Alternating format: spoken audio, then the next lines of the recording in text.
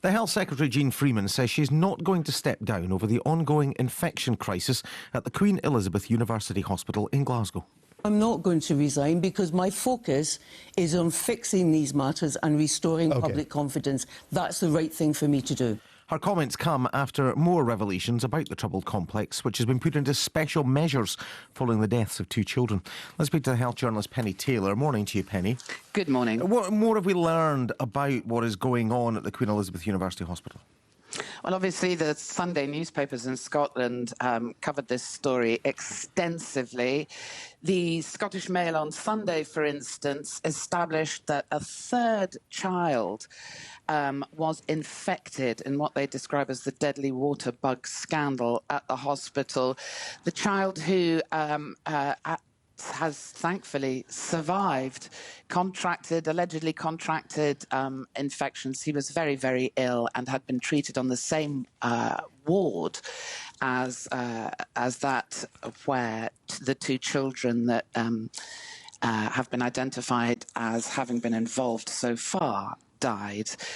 They were treated there too. The Sunday Post has unearthed a health and safety executive report from November 1918 that criticised the hospital for its procedures over the management of highly infectious and very dangerous illnesses such as Ebola, that brought a shocked response from experts in that field, in the field of infection control.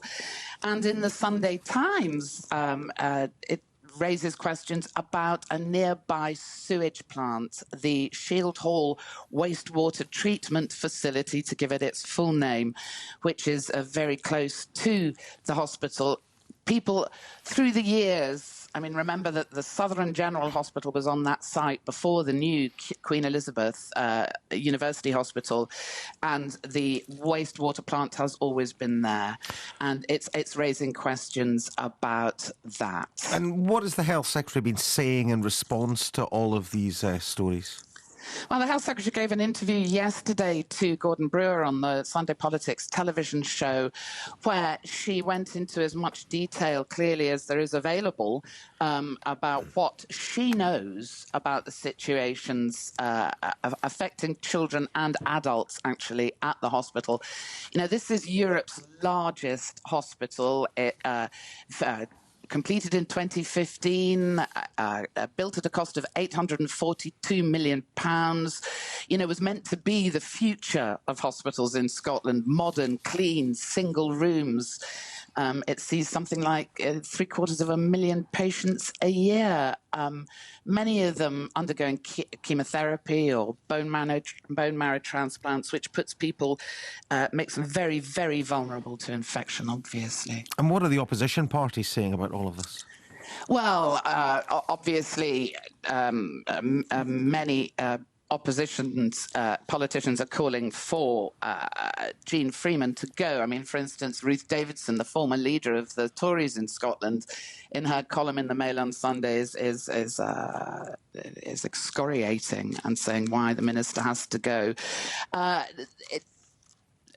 Less strong calls from others. Anna Sarwar, the Labour MSP, who really has kept the pressure on about this. He was the person in receipt of whistleblowing information that led to the revelations that we're learning about now. And he's very anxious. I think that as much as is learned about this as possible, and clearly he is casting doubt on Jean Freeman's role. She's very insistent that she has to stay, and frankly, the building of this hospital and a lot of these incidents came before her time as Cabinet Secretary, and it's clearly a stressful situation for everyone to find themselves in, including the Health Board. Penny Taylor, health journalist. Thank you very much for your time this morning.